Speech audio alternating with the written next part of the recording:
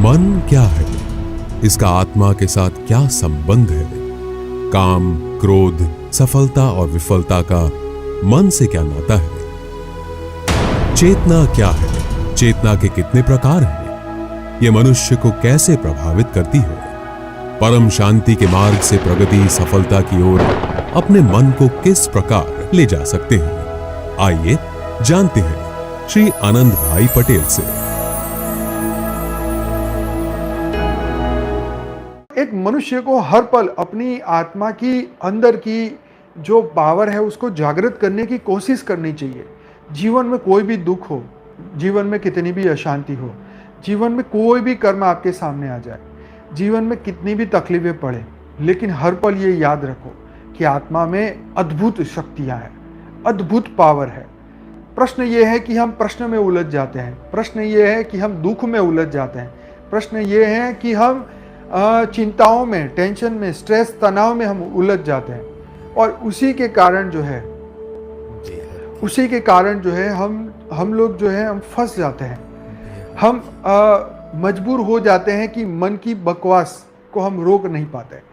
हम उसका गहरा अभ्यास करते हैं।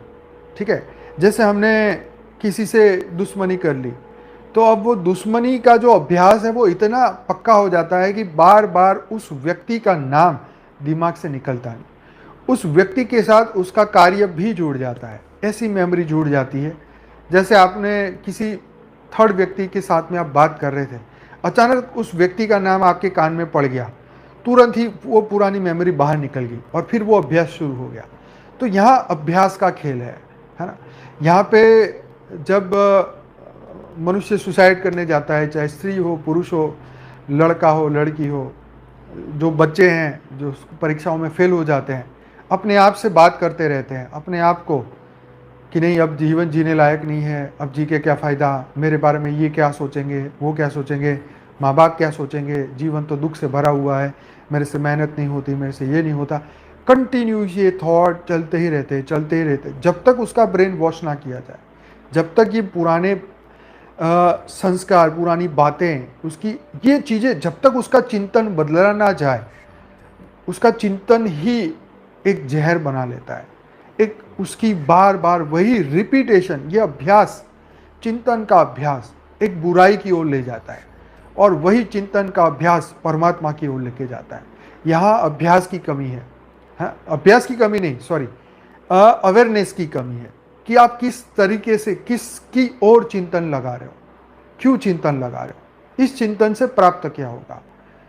तो यही चिंतन से जीव शिव बन सकता है और यही चिंतन से आत्मघाती बन सकता है। जितने भी सुसाइड बॉम्बर वाले लोग हैं, अपने अंदर शरीर में बॉम्ब चिपका के जाते हैं और एक बिलीफ के साथ कि हम मरेंगे, मारेंगे तो हमें जन्नत मिलेगा, नूर मिलेगी, 70 अप्सराएं मिल जाएगी, राम जाने क्या मिलेगा।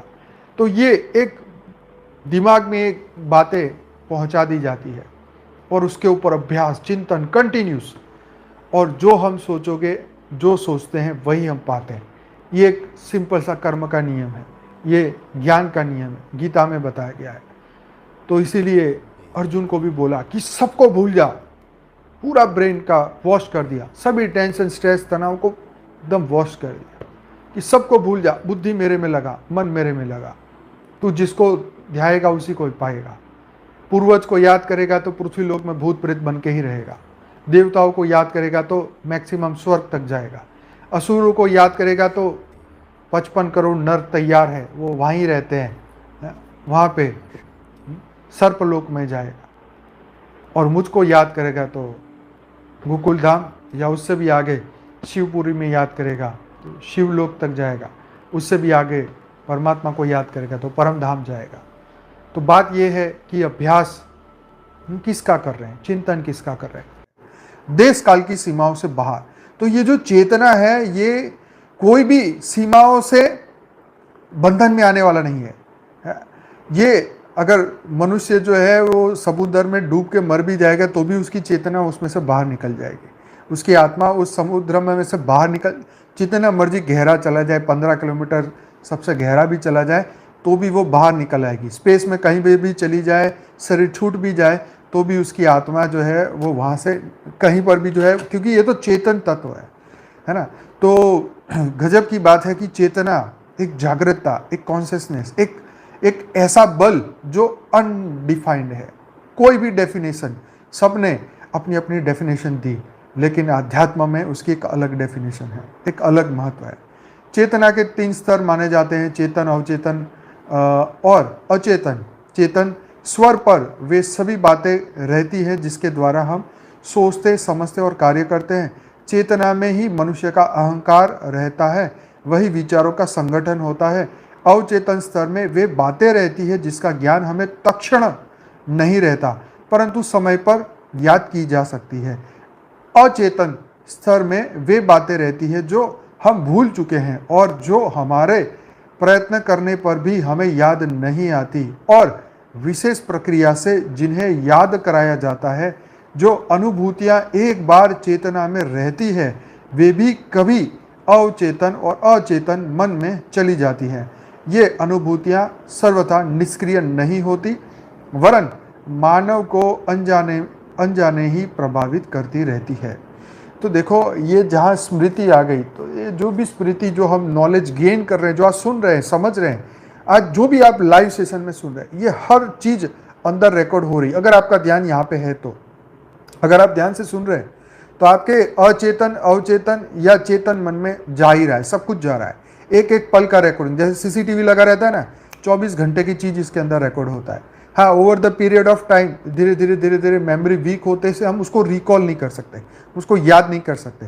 जैसे 5वीं स्टैंडर्ड में पढ़ रहे थे, 5वीं मार्च को हमने स्कूल में 10 बजे क्या किया था वो हमें नहीं पता, ठीक, लेकिन आपको ये पता हो कि आपके दोस्त ने आपको एक स्टिक लेके आपको अच्छी तरह पीटा था और यहाँ चोट लग गई थी, उसका निशान आज भी है। तो जब वो निशान देखोगे तो पूरी घटना याद आ जाएगी। तो ये कहीं ना कहीं अवचेतन में पड़ी है, अचेतन में है, या कहीं पर भी स्टोर तो हुआ है ना।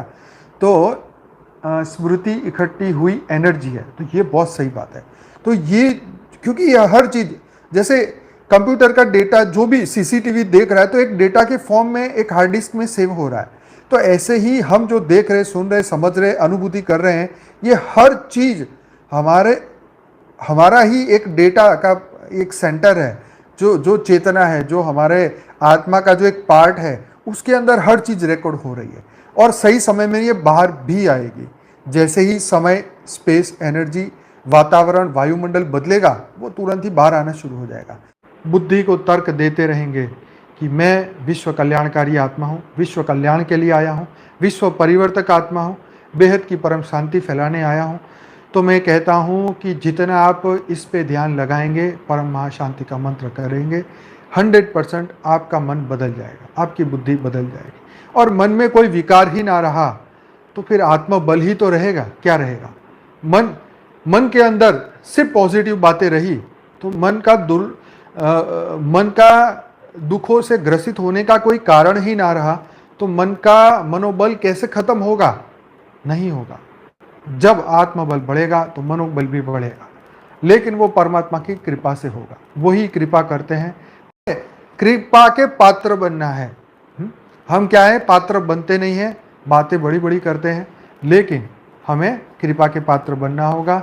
ज्ञान, योग, सेवा, धारणा में आगे बढ़ना होगा और हमें हर पल प्रतिपल अपने आप को स्व परिवर्तन की ओर लेके जाना है और इसी तरीके से हर दिन परिवर्तन की ओर आगे बढ़े।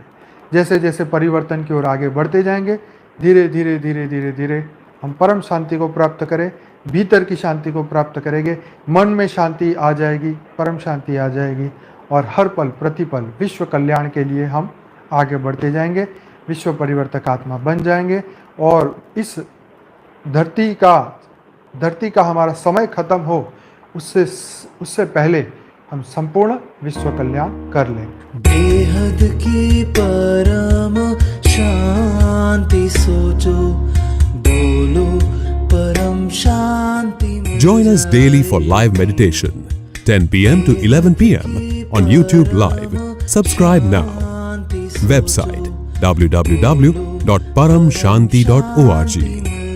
Email us anant@paramshanti.org.